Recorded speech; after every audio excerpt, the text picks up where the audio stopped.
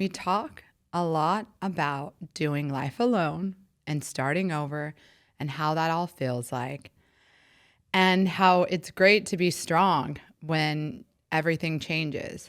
But what we don't talk about enough is that longing in the in-between for partnership. Let's get into it. Welcome to Wandering the Wild Mess with Heather Morgan. I am so happy you're here. Hi, y'all. So we're going to talk about something that I feel that is so important that I haven't really addressed yet in a direct way. And I have so many people and my great listeners. I appreciate every time you give feedback. And I've had a couple people ask about me talking about being single, and I've talked a little bit about it before, but I'm really in a new season of life when it comes to that word that for many feels hard to admit. Like, I'm single, because people look at it a certain way. And I want to talk about what no one talks about when you're single, because something I kind of mentioned in my last episode, if you haven't listened to the one with Cade, was a truth about this journey for me. And it recently was 3 years since my divorce. And last year I looked back and without even realizing it, I didn't go on a single date. No dating, not one single date, not even a talking stage. And I think I posted something about it on my Instagram that was like, no time on apps. I didn't go on any apps. I didn't go on any dates. I probably gave like 5 different guys my number. And there was a couple of them that were probably like, could have potential there, but they had it didn't matter, but it didn't end up being in any dates. And I was really all right with that. Like, that was just, I didn't really even notice the lack thereof until it came to like the end of the year. And I was like, I think someone asked me, oh, how many guys have you, and I'm like, I literally haven't went on a date all year. Like, and it was like December, coming up on December. I was like, well, at this point, let's just call it a whole year. And I feel like some people have said, like, you're doing so well with it, da da da da. But I realized recently that it's different to be single, obviously, but especially when you've done life with someone. And when I first got divorced, and I'm sure some of you, that when you first get out of a breakup or you get out of a divorce, you're kind of like, for me, it was like, that is the last thing I want. And I know other people are the polar opposite. They're so ready to get back in because no one really wants to sit with your emotions, let's be honest. But for those of us that are like, I need a break because I'm lost and I don't know if this is for me. And so you kind of give yourself some space. And that's where I was. At the beginning of my mess, I was like, I don't even want to think about dating.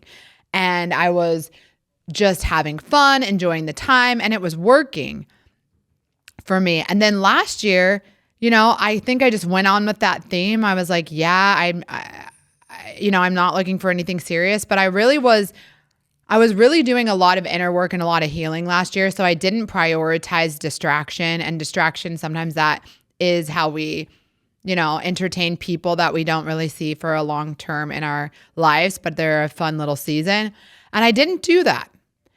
And now that I'm out of that year, I finally understand something that I didn't understand that I want to address to people that are single, that are feeling alone, is that it does feel a way that I never knew. And I want to talk about that because I don't think people understand that it's not that it's, oh, poor me, I'm so sad, because there's so many moments. I told you I was at, 11th wheel on that couple's trip. And believe me, I had a great time. I had fun. I wasn't like, oh, I'm so sad. But when you start doing, getting yourself to a good place and feel ready for partnership, the longing between what you feel ready and prepared for and what actually is your life, that gap is painful. And not painful in like debilitating pain, I can't move on, but like go on with my life. But it's a ping, it's a it pulls on your heartstring in a way that I never understood before. And I almost want to like just give the girls that I first met after my divorce that had been single and never married a big hug, because I did not understand that. I did not understand that strong feeling and desire for partnership without a partner. Because I'll be honest, there wasn't really a point in time in my life where I ever had felt that until recently, where I was like, I finally feel like it's safe for me to open my heart and actually think about doing life with someone again. And man, that it's not all the time, but there are moments when you're just going through your day or going through your life, some good news happens, or something bad happens, or I need someone to fix my toilet. And no, it's not like for the use, but it's just someone else to do life with. And it's one of those things where you're just like, it's not about what can you do for me. It's about what can we do together. And you really understand how beautiful unity of like a partnership is. And I've talked about it a little before, but I feel like there's a lot of women that I talk to that are kind of in this, I want to be in my soft era. I want to just have this softer life where I don't have to be like in control of everything. And there's this like desire for this masculine leadership and coming in and like leading the woman. And there's so much of this narrative around like feminine, masculine energy and all of that, toxic masculinity and women wanting this and that. And I'm not here for that narrative. If you listened, but what I am here for is that there's just something beautiful that comes from both sides when we just kind of allow a partnership to grow from two grounded, healing people that see the value in duality of the feminine and masculine energies coming together. And when I say energies, it's just we bring something different to the table. So can I do my life alone? Am I confident and self-led as a woman? Yes, of course. I've had to do a lot of really, really hard things. And so I thought for so long, like, I've never been that I don't need no man kind of thing. And I know a lot of women like feel that way, but at the end of the day, it gets heavy for anyone, man or woman, to carry life alone. And once you realize that you've been carrying yours for a long enough time, you're like, I don't want to carry it alone anymore. And that ache to put it down and have someone there to hold you or be there or understand or see you. I am just recently relating to that feeling and understanding it exists, and I see you. Those people that are or have been single for a long time and are like, you don't understand. Because I remember talking to my friends that were single that really just, I felt like a lot of what they wanted was around like finding a husband, finding men, and I was just kind of in a different space. And although I don't think that's how I would ever move through the world, like my whole identity is finding a husband, I do understand now how that longing for partnership is like, it feels like urgency because it's painful. You're ready to be held. You're ready to have a partner. You're ready to be met. And when you're not and you feel ready, it's just like, coach, put me in. Like you're sitting there like, when is it my turn? When is it my chance? Like I've been ready. I'm sitting here and I want to play the game. And you're watching everyone else and people are getting together and people are getting married and people are doing these shared lives. And you're like, when is it my turn? And I feel for you. But I want to remind you that there's just like, because I remind myself, and I'll tell you that, there has been moments where I thought, Coach, put me in, I'm ready.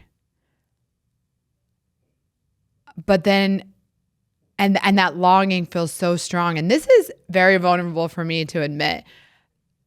But then there's also this knowing that identity is everything. And I talk about that a lot. And that's really a lot about this podcast is like you lose your identity from divorce. You get the life you want. You get the life you want from your identity. So if that's also true with this, it's like the identity of me and the woman and the wife that I will be is not someone that's just settling for every person that gives her attention, because that's not aligned.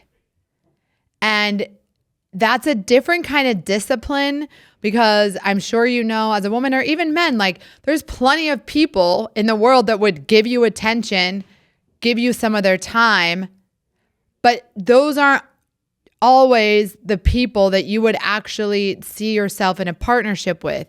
So if you're the person who is ready for a long-term partner, a committed relationship, you can't be entertaining people that don't fit that box, that narrative, because they don't fit who you are. It's like I was saying something like you can't want to be the wife and entertain someone that's not even a boyfriend, because that's not what, if I was a wife, if that's my identity, wife energy, I'm not just giving every man my time that I don't see him as a potential husband partner. And that's been interesting, because that's where the discipline comes in. I think with people that are single is the longer that you're single, the more disciplined you have to be to not give your time to people that you don't see potential with. But then there's this like paradox where I feel like a lot of people are like, well, how do I know? Like I need to date all these people so I can find out. And I mean, I guess probability in that, I'm a person that feels like I would know pretty quickly, but I'll tell you what, either whatever strategy you use, it's the desire to not be alone is like a very human instinct. And when you're finally ready to put your guard down and allow yourself to be open to love again, and you're single and you're like, I'm ready, that is, gosh, guys, it's a spot. And I feel like it's funny because I'm recording this the day before Valentine's Day. And, I'm always just fine with doing my own little thing. It's never been like scary for me to be alone. It doesn't really make me feel sad. But I don't know, because sometimes emotions hit that I've never had in my life before, where I feel a certain way that I've never felt, like, wow, if I had to do life without a partner, like the rest of my life, and that comes up when you get divorced. You're like, okay, what am I going to do? And that fear. And now I think I put it down for a long time but then as you think about that as a possibility, it's painful when you're ready and you're like, you even think like, what if I never meet someone? Like, is that wild to think? And there was a moment when I was talking to a friend back home, and it was literally like someone had asked, if you got everything you wanted, all your goals and your dreams, but you didn't have anyone to share it with, would you still feel fulfilled? And that question hit me and I literally ended up in tears, because I want to say yes, but I feel in my heart like, no, not in the way that I feel is right for me. So, and that's scary because it's so out of your control. And I was talking to another friend about this the other day, like, you cannot force partnership. And I learned in my marriage, and this has been a repeat, I've said this before, but you cannot lecture a man into being who he's not ready to be. And I learned that. And that is the same with partnership. You cannot force a partnership. You can, but it will not likely sustain when you're pushing and pushing. And that's why it's so important when it comes to dating and finding your person and partnership that you're not just tricking yourself by forcing. And what happens when you don't do that, you have to wait a little longer, because we could all force things in our life to happen more quickly. We could be blinded by things that we don't want to see, so we stay in relationships we know aren't meant for us. We could pretend we don't really care, that situationship doesn't want to commit. We could do all those things, but really all we are is forcing a false narrative of what we truly want. And you don't get what you want by not being who you want to be.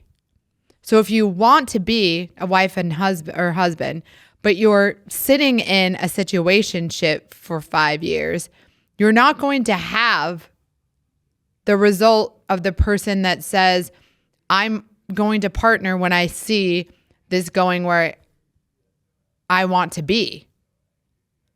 It's the same kind of thought about like the things in your life. You can't do one action and want a different result.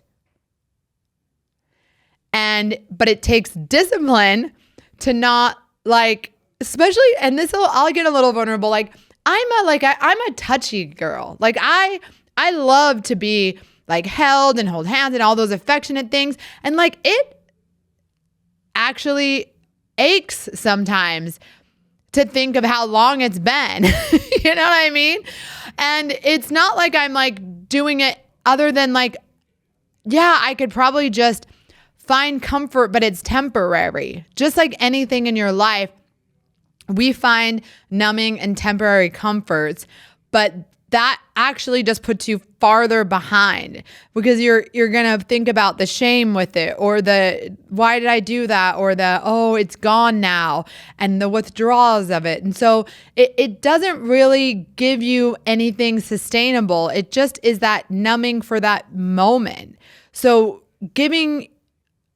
even having it with someone that's not aligned is just not really helpful for what you're trying to do. And so you're kind of like, but gee, I want to cuddle. But then you're like, but then where is that going to go if it's not someone that I would be with? You know? And it's y'all, I just never understood it. And now for all you single people out there, I get it. It's a hard feeling. And you need to find, so this is what I kind of called it. I wrote, let's see. It's like you're sitting in there, like, one, you have to have discipline for your desire, right? So you have the longing, you want the partner, but you have to be disciplined. You have to filter out the people that aren't aligned and just be good with your life while things are orchestrating around you. And the other thing I wrote is I'm proud of my life, but you want someone to share it with. And when you raise your standards for what you want, your dating pool shrinks. And this isn't to say like, oh, there's no good people, but it's like it's just like anything. If you select a filter on your Excel spreadsheet, you're filtering the things you want, the list gets shorter. This isn't like, look at me it's just, that's how it works.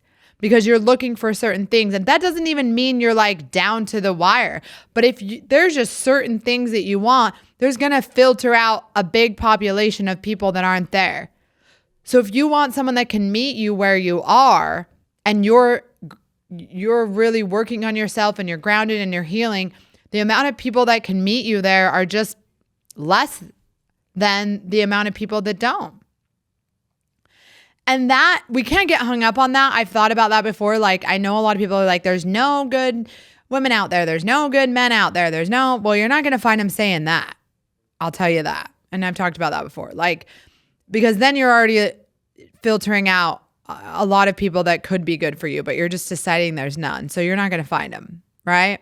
But you also just have to be, I think there is a lot of good men out there, but that doesn't mean all the good men are going to be aligned for me.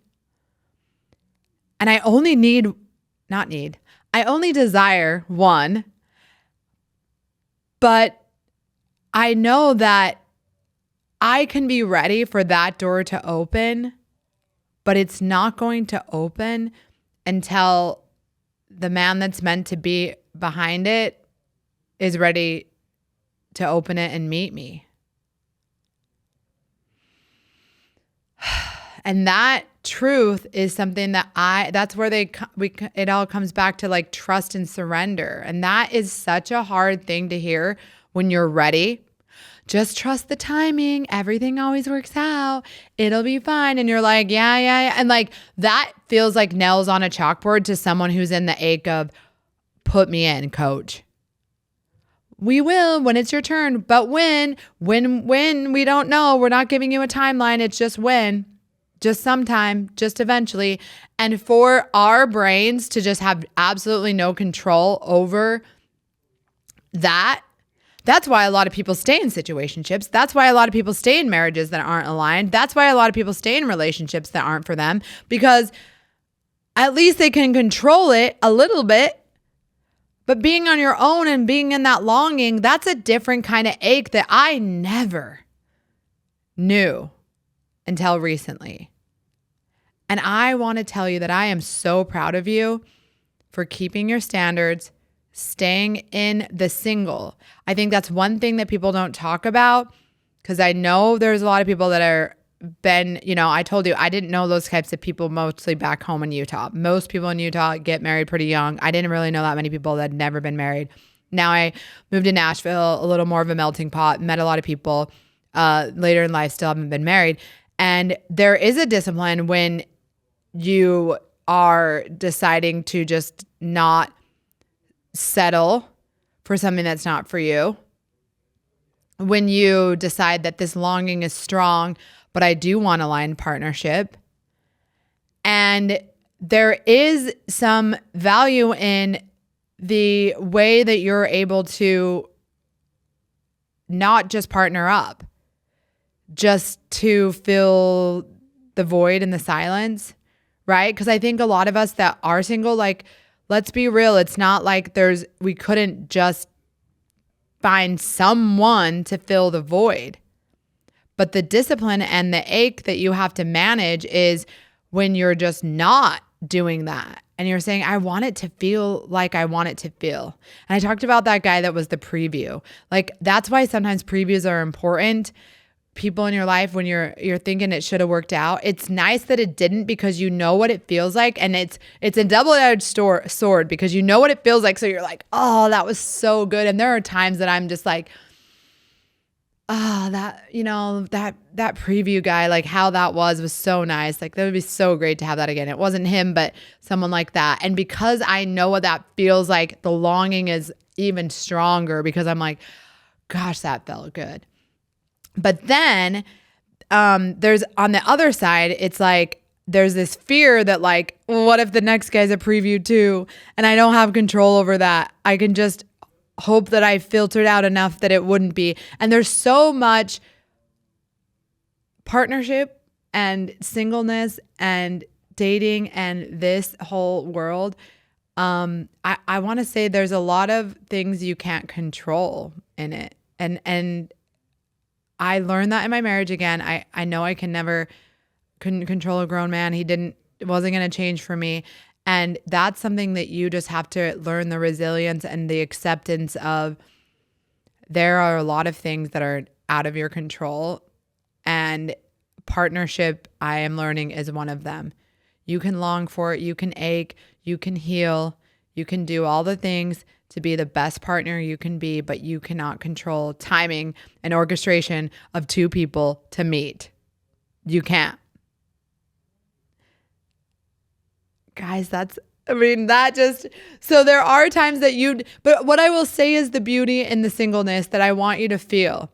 And a lot of this is me just trying to tell you, like, I see you. I know what it feels like to want to get off work and a call on a Tuesday and tell someone about your day that actually sees you and cares and is like, oh my gosh, this is so amazing. And we're just like together, or like, what do you want to make for dinner? All those little things. I already did a life with someone. I know how that feels. And now that my heart has felt like it's safe enough to do that life again, gosh, there's so many things about it that I miss. And the great thing for me, I guess, is that I can see both sides, and I hope you can too. There's beauty in both seasons, partnership and singleness, and you just have to be all right with loving yourself in both. Loving yourself as that I can do my own life, I enjoy myself, and I'm going to move in the identity of someone that does have partnership until that partnership arrives.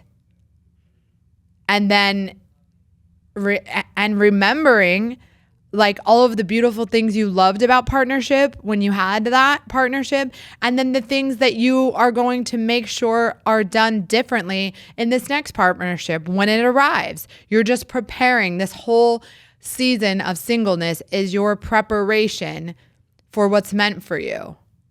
And the person that's meant for you, again, you won't have to force it. It won't feel hard. It won't. I promise you. And before I wrap this up, like this is a dream that I say a dream, but like I remember when I was younger, I had this boyfriend and he was like, well, you just think it's supposed to be like the movies. No. And I was kind of like, I kind of did, and you know, you're a little girl growing up. You're like, yeah, I kind of did. Like, what else would it was supposed to be like? And my parents had a really healthy relationship. So even more so, that's what I saw. So I was like, yeah, my dad like loves my mom. Like, so of course it's supposed to be like that. But I'm still holding that now. I'm really holding that. I'm not saying it's perfection, that we're both two perfect people, that he's never going to do it. But I am holding that. I'm not going to not think that kind of love is possible. And I think so many of us do things in life and we're like accepting mediocre mode. And we get one life. So I don't really know if I could do mediocre again. And I don't mean mediocre in this disrespectful way, but just like in a meh, it was okay. It was all right. No, I want light me up. This is what I love. And if that takes a little longer, I feel like it's going to be worth it, because I would rather have something that lights me up every day than something that slowly drains the life out of me. And I want that for you too. So this is me saying it's all right to be in a single season. It's all right to want partnership that you don't have. Because I will tell you, as someone that's been in that partnership season, there are plenty of people in partnerships that are craving single. You always want, not always, you often want what you don't have because you're focusing on the struggles in your own truth. But that's why settling is not something you should do. Because then you're just going to settle and long things about your singleness. So this is a season where we're just enjoying the cards we are dealt, whether that's with partnership or not. And even on the days we want to cry about it, that's fine. We're here for your human experience. We're here for emotion. So if we have to cry it up a little about being single, that's okay. I understand your desire. I understand that longing, but please keep your standards high, because your standards are there for a reason. That's what you truly desire. So keep building yourself up to be the identity of the person that has the partner that you desire. And it will be inevitable if it's meant for you to be in partnership. And I truly believe if partnership and in that desire is strong in your heart, it is meant for you, it will find you. So I'll end this by saying, you cannot stand at the door screaming that someone will open it. You have to wait and live your life just at the happiest place possible. And then suddenly one day the door swings open and the person that you've been desiring arrives. Not because you screamed and clapped and stomped your feet, but because you were so busy living your own beautiful life.